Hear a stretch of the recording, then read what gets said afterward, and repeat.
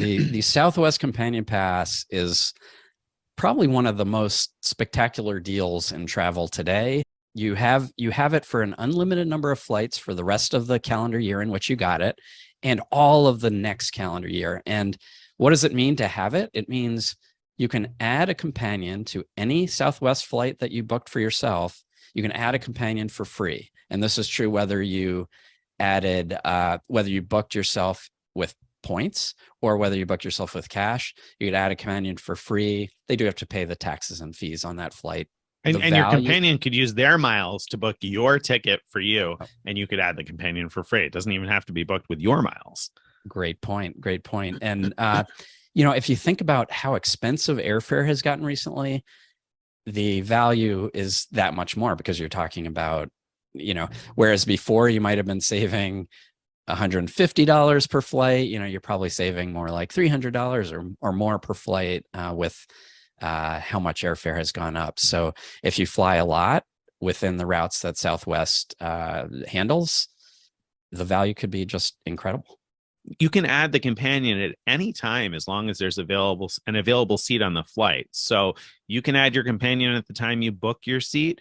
You can add your companion 20 minutes before the flight as long as there's a seat for sale. It doesn't have to be for sale for the same price you paid for the first ticket. Let's say you paid $100 because you bought your first ticket way in advance. And then the day of the flight, your companion's like, hey, I want to go. And tickets are $400 a piece. Doesn't matter. As long as there's an available seat on the flight, you can add your companion.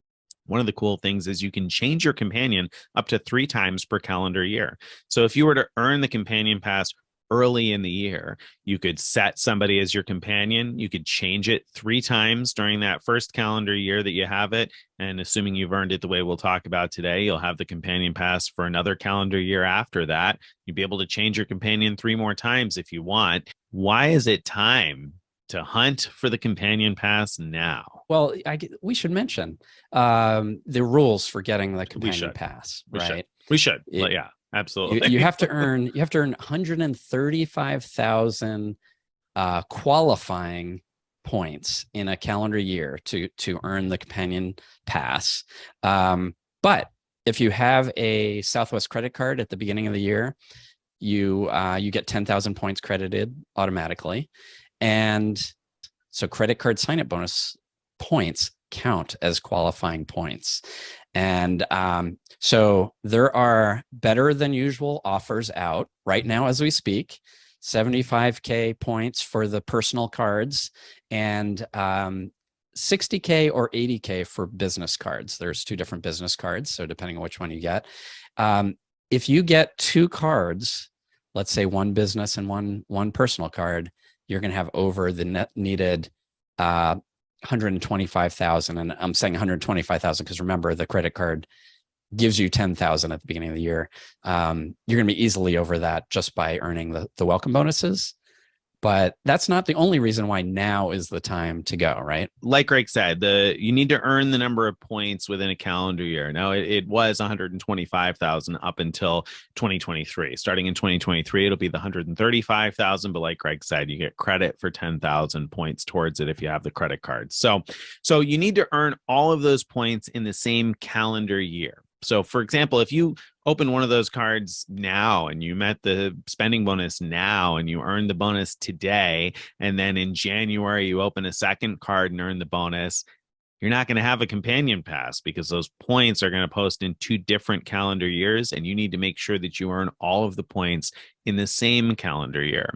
So what's nice about right now is you could open cards now and hold off and wait to meet the spending requirements on them. So you usually have 3 months to meet the spending requirement. We're now in November. So that means if you were to open 2 Southwest cards right now, a business and a personal, you would have until February, sometime in February, to meet the spending requirement.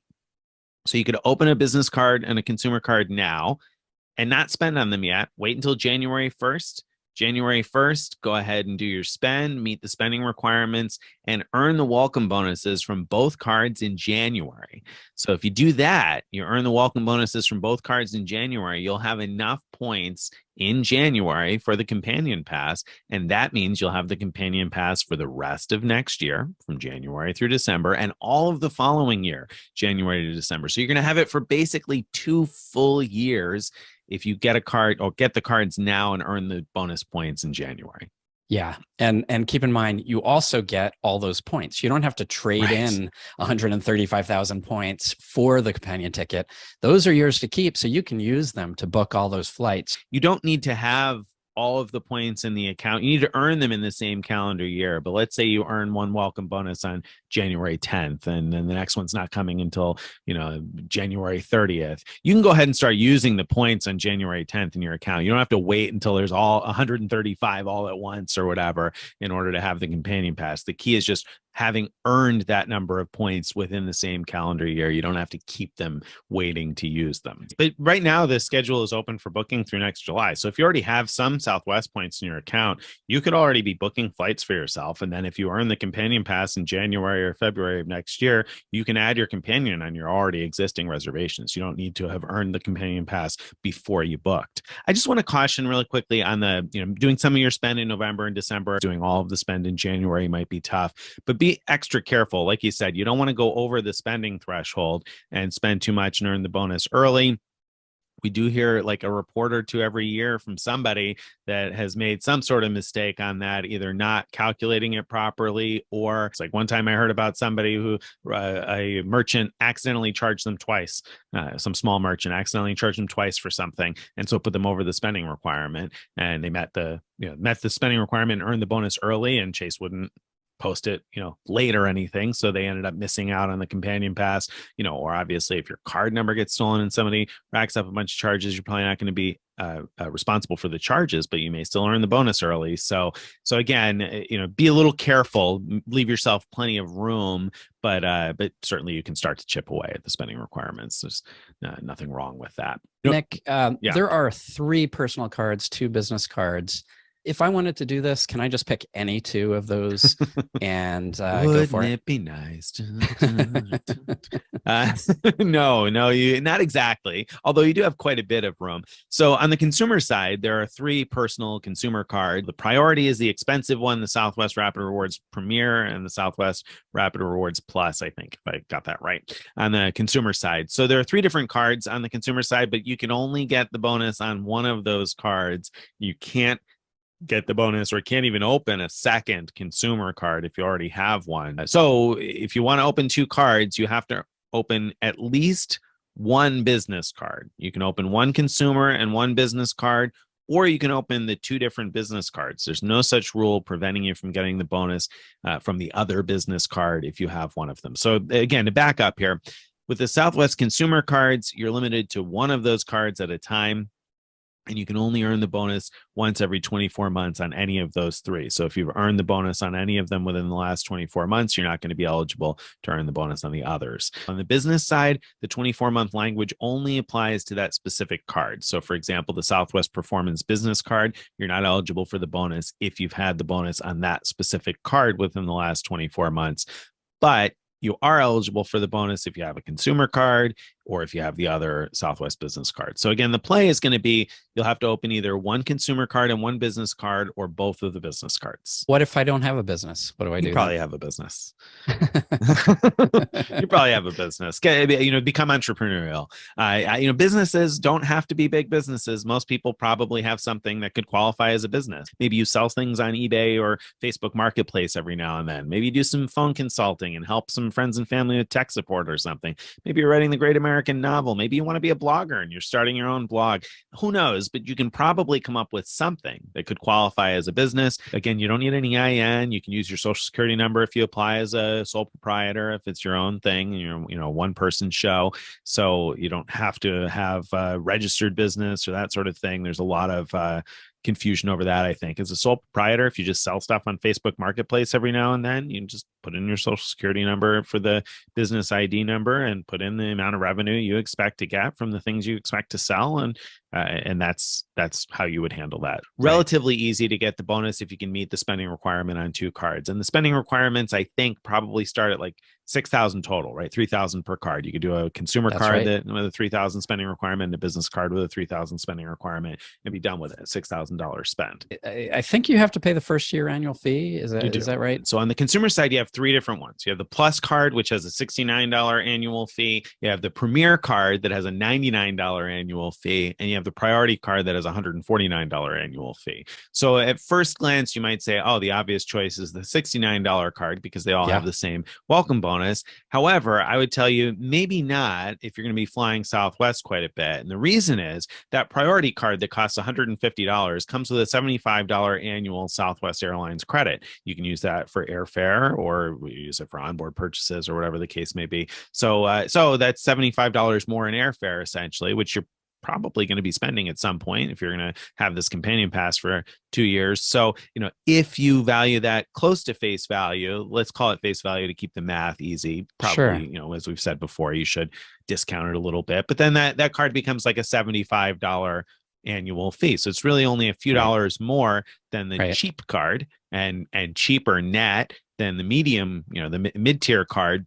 Yeah. And it also comes with a couple of other benefits. The best one is that you get reimbursed for A1 to 15 boarding 4 times per year. So with Southwest, you don't get a seat, you get a boarding position, and then you pick your seat when you get on. And so you can upgrade to whatever slots are left in the A1 to A15, which is normally reserved for Business Select, but they rarely ever sell out of those 15 Business Select seats in my experience. So at the gate, you can pay either $30 or $40 in order to get into the A group. And that comes in handy if you forget to check in and you end up with like a C boarding position. Being able to do that for 30 or 40 bucks can sometimes be worth it. And you get to do that and get reimbursed for it 4 times per year with the Priority card. On the business side, I would just go with the cheaper one. I don't see enough benefit in the Performance Business card for most people. And that one's $200 a year.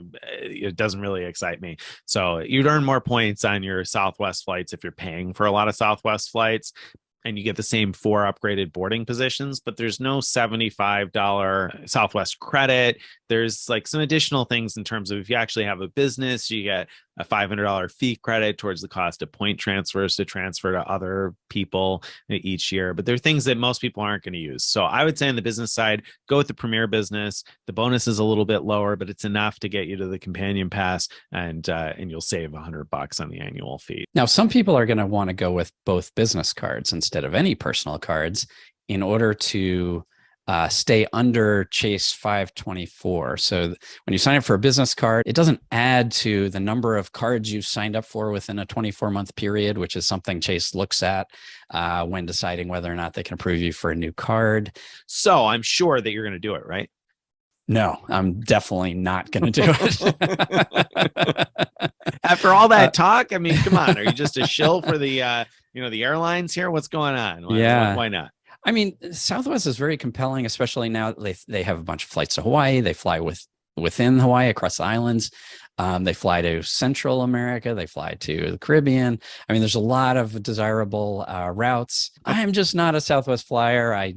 There's some things about, I don't like not being able to have a assigned seat ahead of time. If I thought I was going to fly Southwest a decent amount, I would definitely go for it. But no, I don't think I will.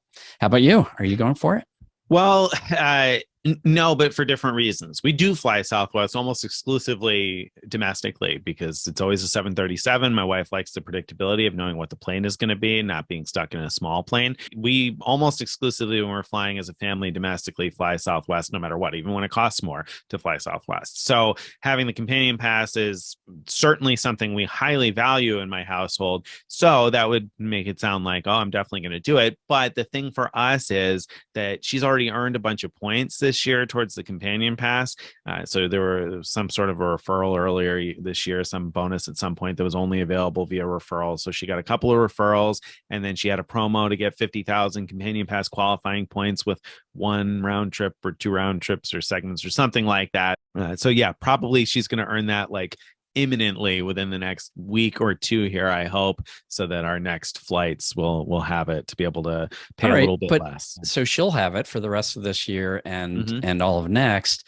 Why wouldn't you want to get it? So then you could add both your kids for free for all of your travel Yes. next year, and then she could try to get it again the year after that. Okay, so the reasons I'm not going to are, number one, I have enough international travel booked already for next year.